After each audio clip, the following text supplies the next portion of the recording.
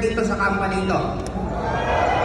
Kung gusto niyo maging top earner, tanong, pag nandun ka sa source, ano dapat lagi mo mga pinipili?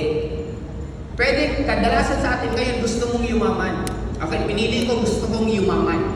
Pag uwi mo mamaya, ganun pa rin ba nagiging desisyon nyo? Pag nare-reject kayo, gusto nyo pa rin bang yumaman? Yes. Pag nagkakagulo-gulo na yung hub mo, gusto mo pa ba rin yumaman? Yes. In short, ito yung tinatawag na self-talk mo sa sarili mo, ano ang lagi mong pipiliin dun sa gusto mo. Kasi, ibibigay naman, di ba sabing, ask and you shall receive. Anything na hingingin natin, ibibigay.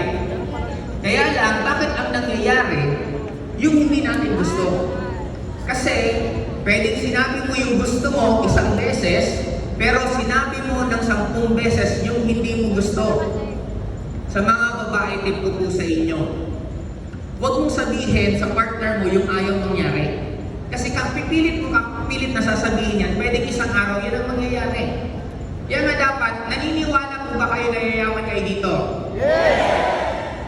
What if wala kang grupo at mag-isa ka, naniniwala ka pa rin? Yes. What if dating marami kang grupo, ngayon wala ka ng grupo, naniniwala ka pa rin?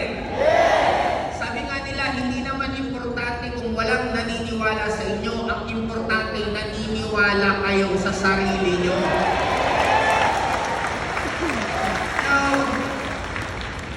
Now, you need to be conscious on all the decision na ginagawa po ninyo. Okay, babalikan ko kayo. Sa source, gusto nyo maging top earner. Kung gusto nyo maging top earner, ilan ang bit-bit mong kasama ngayon? Pang top earner po ba? Yung sipag mo, pang top earner po ba?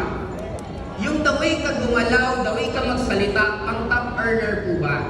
Yun yung pinopoint ko na kung ano ang mangyayari sa 3D nyo, yun yung choices nyo palagi. Kung gusto nyo maging top earner, sino dapat ang pinaka-late matulog sa hub nyo?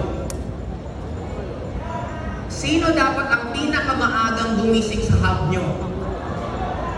Sino dapat ang may pinakamaraming direct sa hub nyo?